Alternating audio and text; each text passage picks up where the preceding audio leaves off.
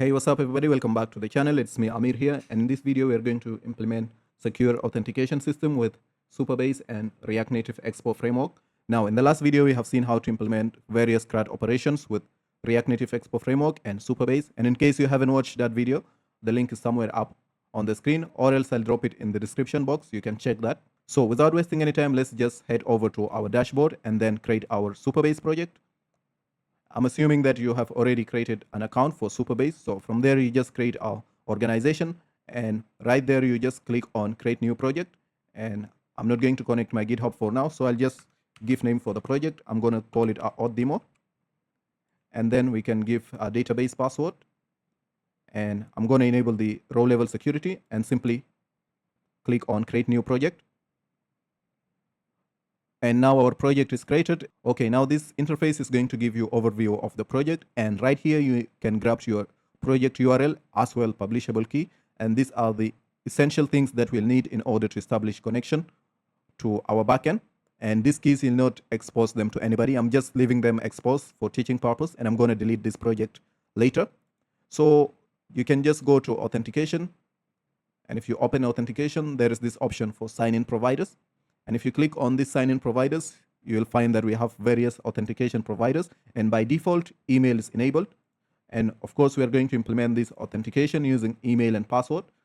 So you can also implement authentication with other methods like login with phone number or Apple, Azure, Bitbucket, Discord, Facebook, Figma, GitHub, and all other social authentication providers. But the approach is different. I wanted to make this video specifically to be about email plus password and then Google authentication. But as for now, due to some technical reason, I don't have access to my Google Console account or Google Cloud account. So I'm just going to stick with email and password, and by default it's enabled, so we do not need to do anything. The most important thing that we need is to get our keys for now. But before doing that, let's just go back to our data flow and understand what we are going to build exactly. So this is our data flow, and if you look here, we'll have a React context. That's going to be this AuthProvider. Now, inside this AuthProvider, we are going to have some context value, and we're going to make use of React context. And React context is going to allow us share data to different components at different level, and that will help us eliminate the need of prop drilling, and it's way efficient. Now, inside here, we'll have context value, and context value simply refers to whatever data that we are sharing, which is going to be this sign up, sign in, and sign out method. And then we'll have some reactive authentication states like user, session, and loading. And right here on booting of the application, that is going to be the first thing. Whenever the application boots up, we are going to perform an immediate check to retrieve the session from the local storage and then validate that. And then we'll also set up an active listener to listen to the authentication state changes like login, log out. And after that, we can come back here. Here we'll have our React component. And this React component can be the email plus password for the sign-in, or we can have the form for the sign-up. And once you click on that, we are going to access these functions like sign up or sign in, or it can even be sign out in the profile screen. And we are going to access that through this bridge, which is the use auth hook. This hook is going to act as a bridge between our front end or whatever component that we have and the context value. And of course, this auth provider is going to wrap our root layout so that the authentication state is globally. That means each part or each screen in the application can easily share the data. Now, next, we are going to perform some API call, and this API call can be performed through this context value. For example, when the user clicks on login, we are going to perform an auth API call, and that's going to be sign in with password. And this is the Supabase external API that we'll make a call to. And after making that call, we are going to update the local state. Basically, we are returning a response in order to update the state. So we update the callback. Now we are going to update what session, we are going to update user, and then loading. And these are the states or reactive states that we'll have, and there are various types. Like user is going to be of type user from Supabase SDK. Similarly, we'll have our session, and then we have loading, which is going to be of type Boolean, and then we'll have our children prop here. And lastly, we are going to update the context for the re-render, so we can start building our authentication systems. And right before going ahead with the implementation, let's first go to Supabase documentation and just click on React Native with Expo. and just scroll down and you'll find here mobile tutorials. Just click on Expo React Native. And if you scroll down, we are going to install some important packages. And these are the packages that we'll need. We need the Supabase SDK, and we also need the async storage for the local storage. So I'll just copy this and I'll go back to the code editor, open a new terminal, and we simply paste this command and then run in order to install the dependencies. And let's give it a few seconds. Great. Now we have our dependencies installed. We can just check from the package.json. Yeah, we have async storage here, and then we have the Supabase SDK. So now we need to open our source src folder, and right here we need to create a folder, and I'm going to call it lib. Now inside this lib folder, I'm going to create a Supabase client. So I'll create a file here, and I'm going to call it a Supabase. And inside here, I'm going to import a create client.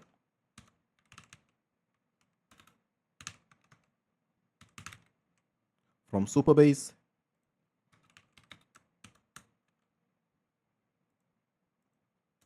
And I'll come here, I'll just create a variable, and I'm going to call it a Supabase a URL. And next, I need the Supabase publishable key.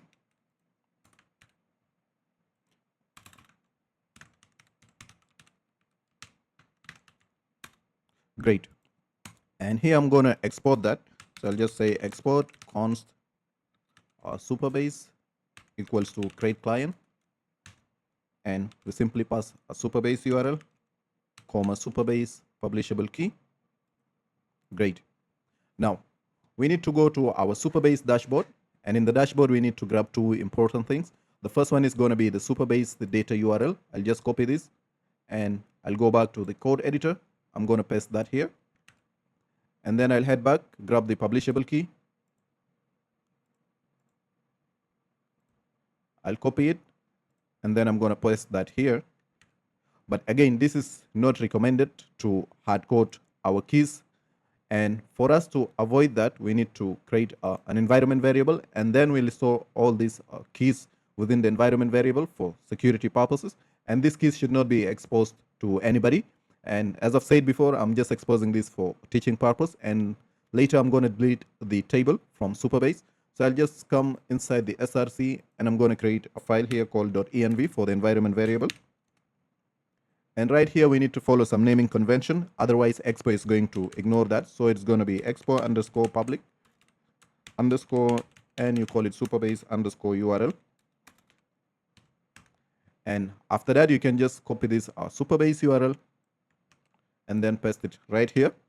Similarly, we are going to have a Supabase publishable key. So I'll just copy that, paste it here, and then I'll just modify this to underscore publishable key.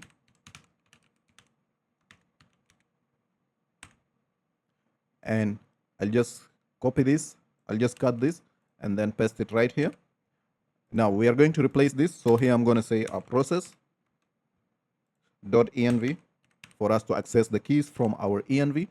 And I'll just come to the environment variable and then I'm going to copy this name and paste it here. Similarly, we are going to repeat the same for the publishable key. I'm going to say process.env. And then I'm going to go back, copy the publishable key variable name, and then I'm going to paste it here.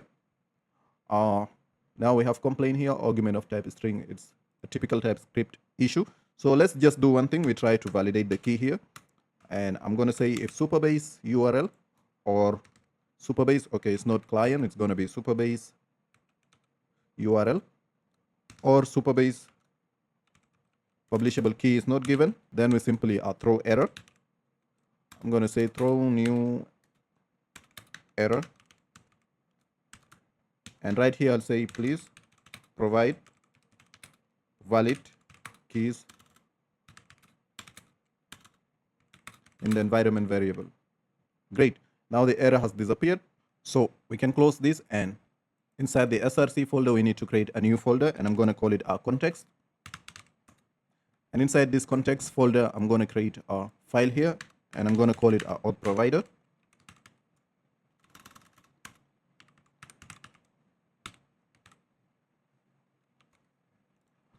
Now inside this AuthProvider, I'm going to export const, and I'm going to call this function as AuthProvider.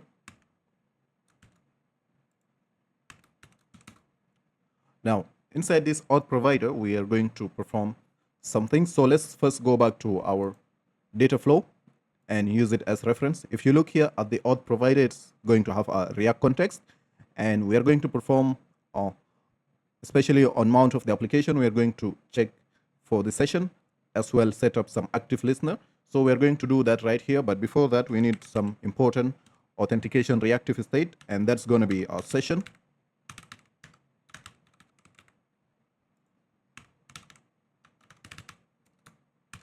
And next, we also need one more state that's going to be user.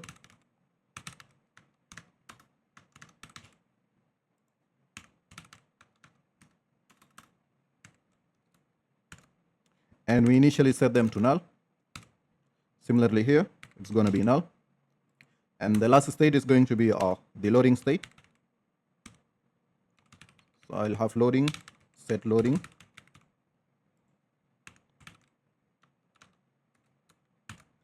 And we set it to true. Great. Now we need to create a function here, and I'm going to call it initialize session, and let it be a synchronous function.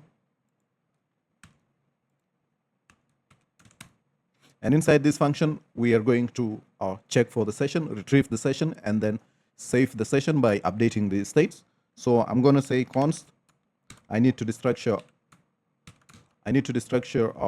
session from data object, and I'm going to say await Supabase dot auth dot get session. Now this complaining, we need to import our Supabase from lib folder.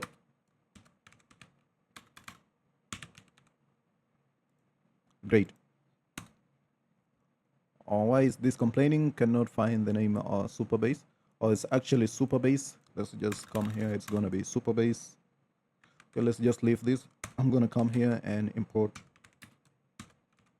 Supabase from lib folder. Great. So basically what we are doing here, we are checking for the session. If we find the session, we simply save that session by updating the session state. And then next we need to also update the user state.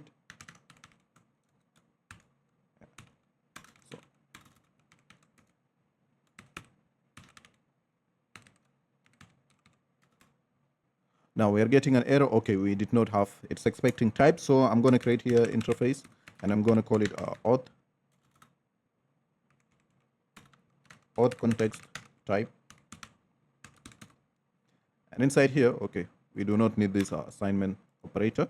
So we are going to have our session that's going to accept the session object from Supabase, which is basically here, Supabase SDK, or we can have it as null. Similarly for user, we are going to have our user object from Supabase SDK, otherwise null.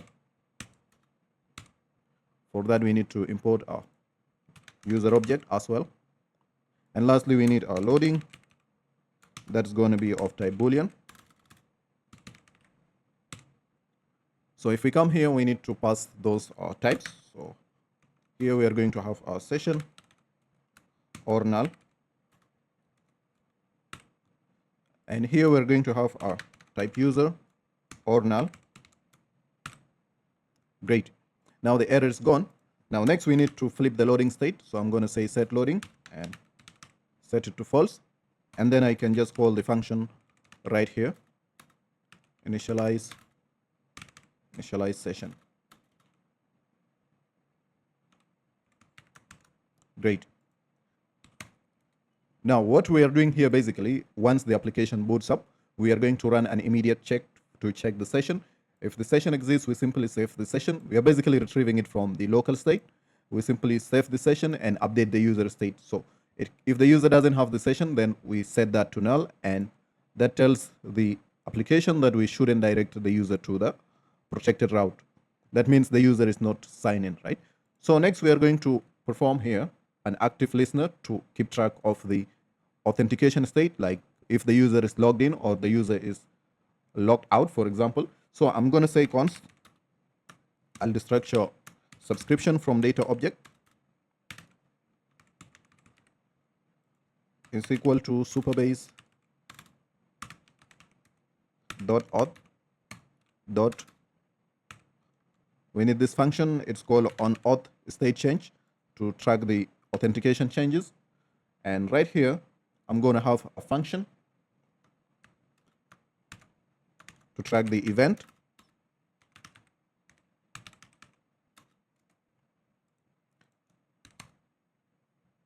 It's going to be an arrow function. We simply update the session. And then we need to update the user state as well.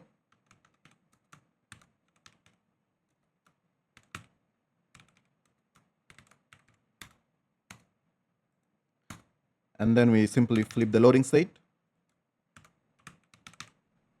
Great. Now, after doing that, we need to come down here, and we need to perform a cleanup so that when the component unmounts, we do not encounter memory leak. So for that, we need some cleanup function here. So I'm going to say return. This is the cleanup function. I'm going to say subscription dot unsubscribe. Great. And we need to actually do one thing. This operation should be within a use effect, because we are basically dealing with side effect. So I'm going to create that here and simply paste them within the use effect, and the dependency array, we pass nothing. Great. Now we need to go and create our methods that will perform the API call to supabase.auth. So for that, we'll have a method here called signup, and it's going to be an asynchronous function. Now, this method, it's going to accept our email as of type string, and then it's going to have a password parameter as type string as well. And right here, I'm going to say the structure error from Supabase. So I'm going to say await Supabase .auth.signup. This is the function that will be used in order to make the Supabase API call.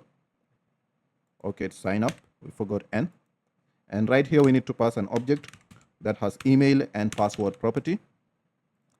And then we simply handle the error. In case we get any error, we throw the error. Nice. Now I'll just copy the same, and I'll paste it here and then make modification. So this time we need our sign in, and here the function is going to change to sign in with password, which is here. This is the function. And lastly, we need the last one, that's going to be sign up. So for sign up, we do not need any parameter. So I'll just delete this. And similarly here, we just remove this object. And the function is going to change. So here is going to be sign out.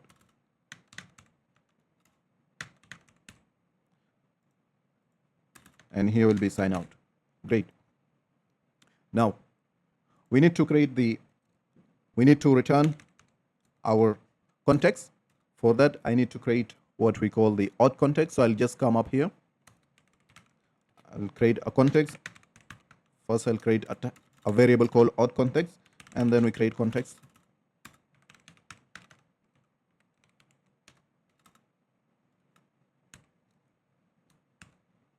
And we set this context to null. And let's not forget to pass the type here. It's going to be of type auth context type or null. Great. Now we can come right here, and I'm just going to say auth context dot provider, and this one need to have some values. For that, we'll have value here, and value is basically going to be data that will be shared to the component. So for that, the data that we have is going to be session. We need to share session. We need to say a user object, and we also need our loading, and then followed by those functions that make calls. So we have sign in, we have sign up, and lastly we have our sign out.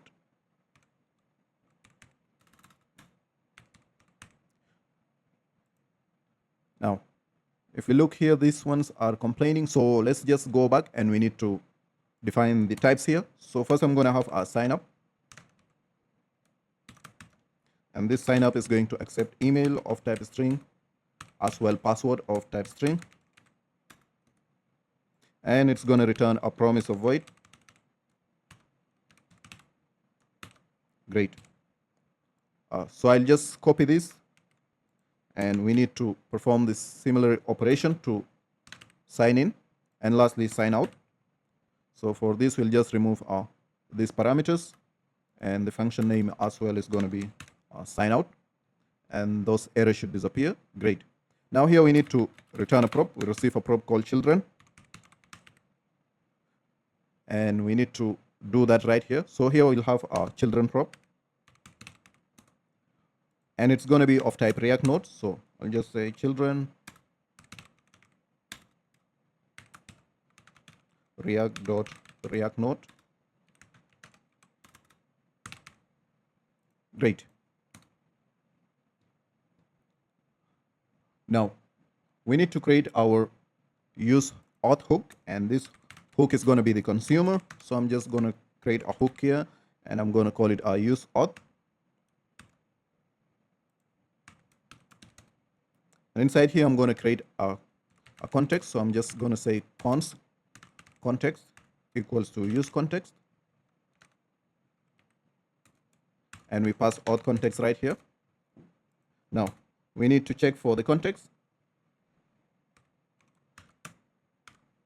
So I'm going to say if not context, we simply so if we are not using our use auth within the auth provider, then we simply throw this error.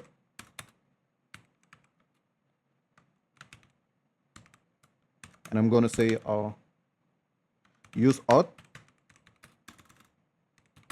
must be used within auth provider. Great. And we simply return context right here.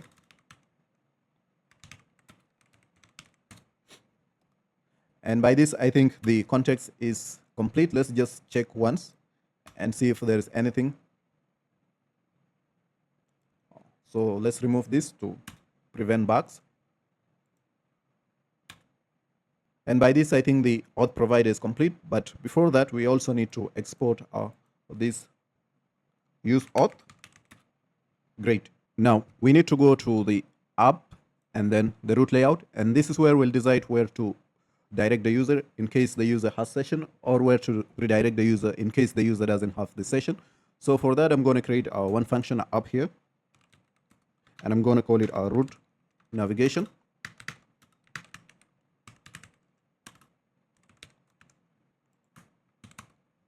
And I need to import use auth hook from context auth provider.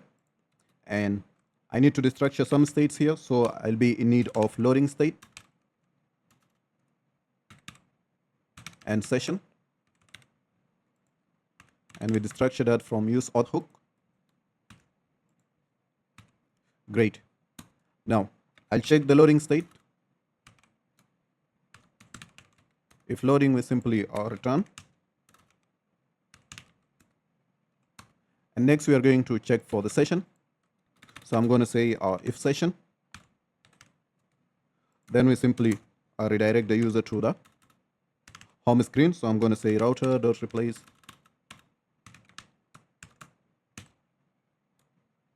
it's going to be tabs home. So if we found the session, we redirect the user to the home screen, and I just need to import use router from React from Expo router, and right here I'll create an instance.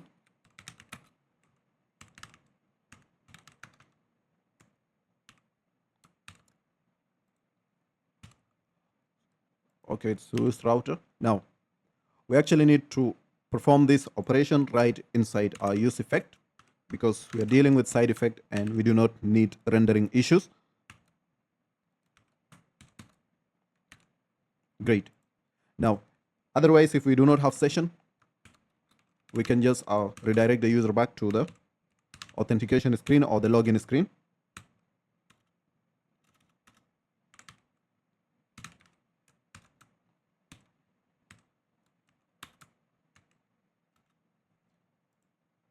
Great. So I'll just come here and I'm going to cut this and I'll just paste it right here.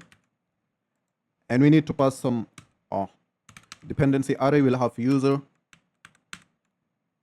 we'll have our session, and then we are going to have a loading. So we need to destructure user as well. Great. Now inside our root layout, we are going to wrap. So I need a AuthProvider from context. And we are going to wrap root navigation within this AuthProvider. Great. So let me just reload the app and see. And we are getting another error here that say please provide valid keys. And I think this is what we were checking in the environment variable. So if I take you back to the lib folder, there is problem with the Supabase URL and the Supabase key. So let's just try to investigate that. The naming convention is okay. So I'll go to the env and the keys are here. So let's just track the location of this folder. So there is the problem. This file is not supposed to be inside the src folder. It should be right here. Now it's fine. So let's just reload and see what happens.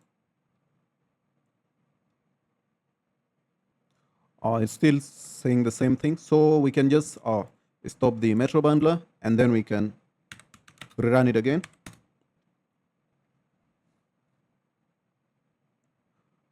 So we have restarted the metro bundler with the clear flag so that it cleared the metro bundler caches, and now it should work perfectly.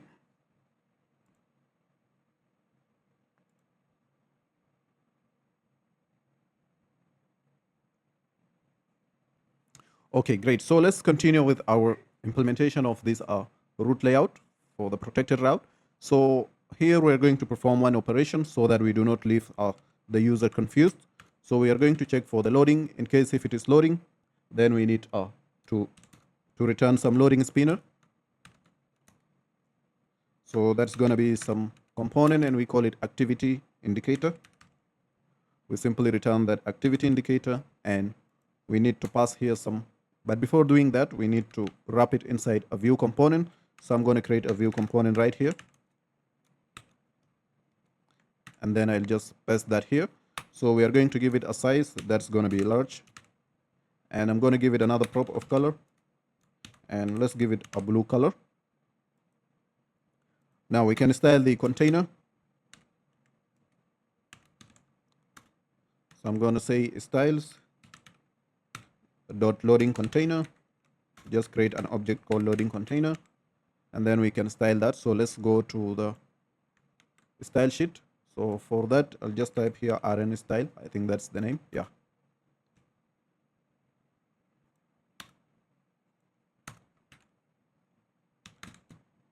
Now let's try to style this. It's complaining crate does not exist. I think we did not import the style sheet from React Native. So I'm going to import that here. Great.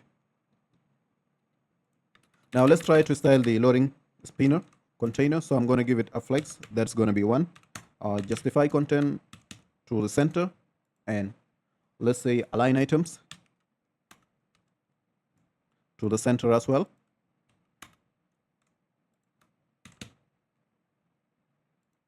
Great. Let's just reload the application and see what's going on.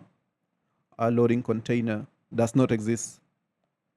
Or here it's supposed to be styles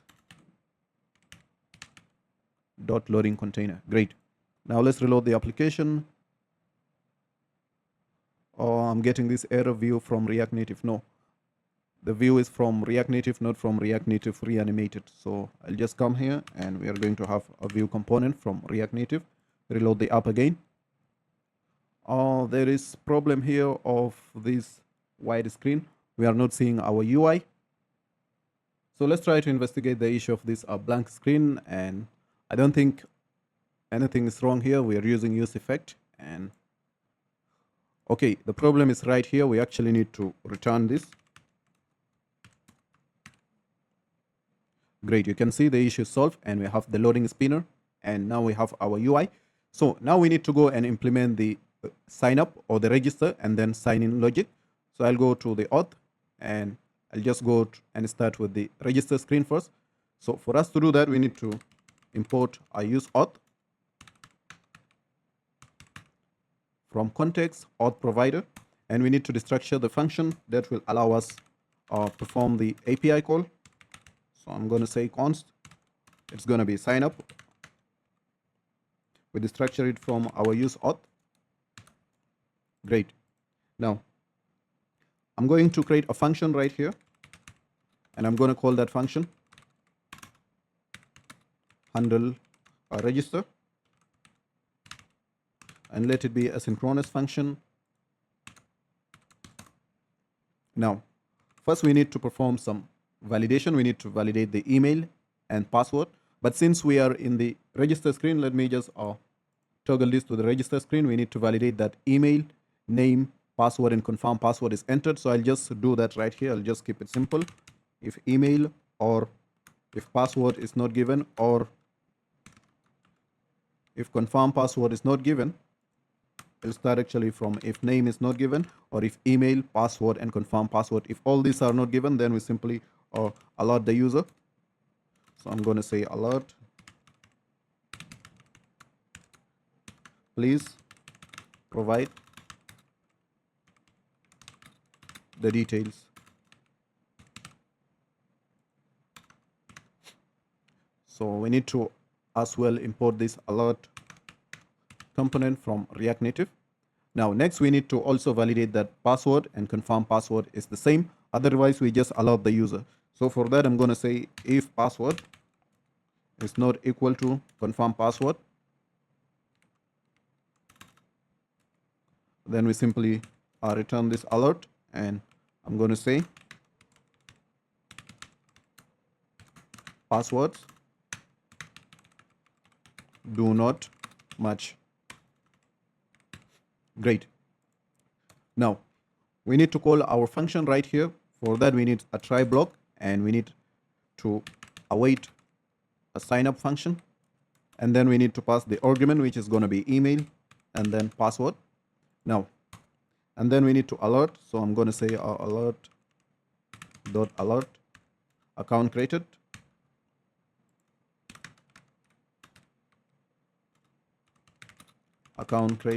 successfully. Great. Else we need to catch the error.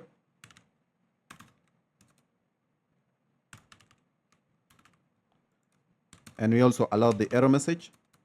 So it's going to be error dot message. Great. We have complaint here. Error is type unknown, of type unknown. So we just put here type any. Great. Now we can just come right here, and I'm gonna replace this on press event. We just pass here handle register, and let's just check. I think now it's fine. So we need to copy this entire function, and let's go to the login and perform the login logic as well. So first I need to import I use auth, and next I need to destructure the sign-in function or method from this use auth.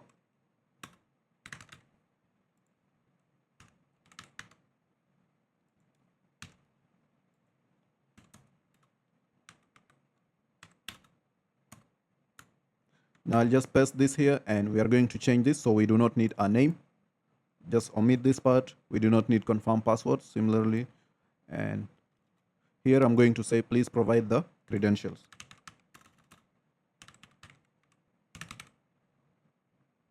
And here we are going to change the function name to handle sign in.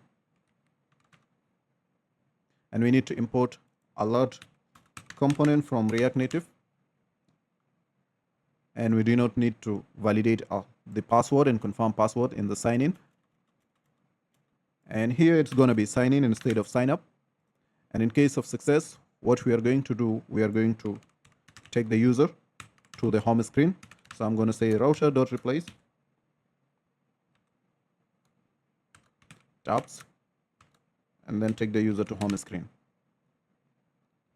So we need to import use router from Expo router. And I'm going to create an instance here. So I'll just say const router. Great. Now let's check the sign-in logic to see if we have any kind of error. And I think this is fine. So we can just replace the onPress event handler with the handle sign-in function. And all should be good for now. So let's first try to sign up. But before doing that, let me just go to Supabase.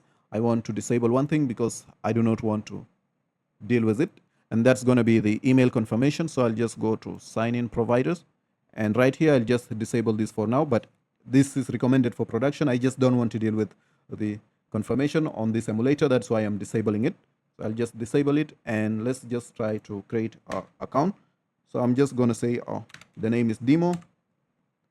And then the email is here. And I'll just leave that password as it is. So I'll just click on register. Account created successfully, and the user is directed to the home screen. So if we go to authentication right here and maybe refresh the page, we can clearly see that this user is signed in, and these are the details: UID, email, and the name, because we did not log that to database, so the name is not displayed, and we are not using the metadata here. So for now, this video will focus on how to implement authentication first. So let's go back to the code editor and try to sign out and then again log in. So for that, I'll just go to the home screen. So I'll just go to tabs, home screen, and I need to get one button here so that we can log the user out. So for that, I'll just put that button right here. I'll import a button component from React Native.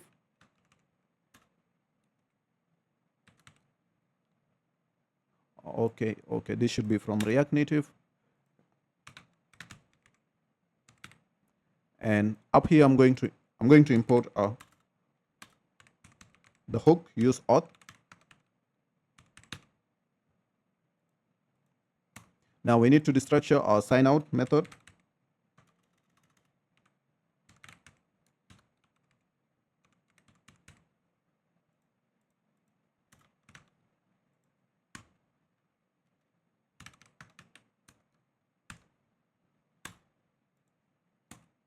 Now,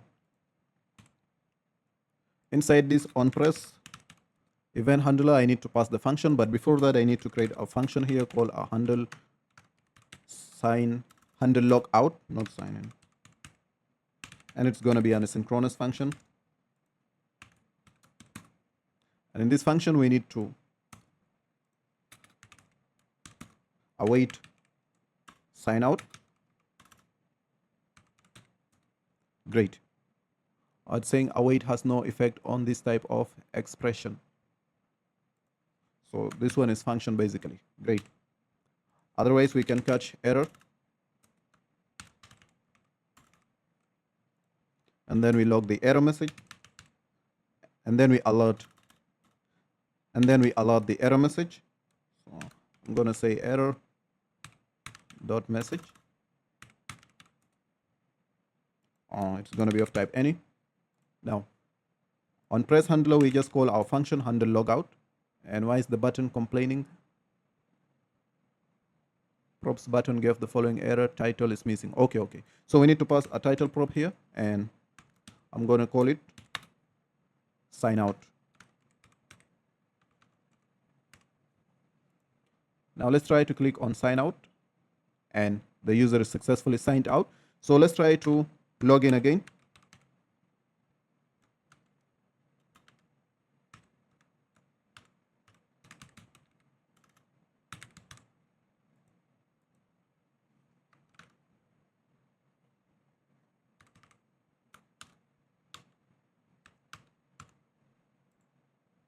And the user successfully logged in. Now we need to go to the lib folder to complete the session persistent, because up to now it's still not persisted. And if I try to reload the app, we'll be redirected back to the authentication screen. So I'll just click on reload and we'll see that. And you can clearly see we have been redirected back to the authentication screen. That means the session is not persisted. So we need to go to the lib folder and Inside the lib folder, I'm going to come here and I'm going to create an object of auth. First, we need to have our storage. And for that, it's going to be async storage. Now, next, we need also to persist session. So we set it to true. And then auto refresh token, we also set that to true. And lastly, we have our detect session in URL, and we set this to false because this is for the web, it's not for mobile. So we just set it to false to prevent our errors for mobile case. So now we can again log back.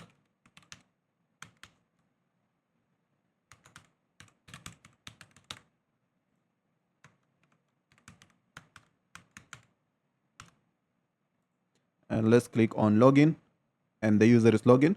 So let's try to reload the application and see. Yes, we can finally see that the session is persisted and the user can close the app and reopens the app again, and the user will still be signed in, and that's how we persist session. And this is it about the video. If you like the video, kindly subscribe, give it a thumbs up, share it with your friends. Peace.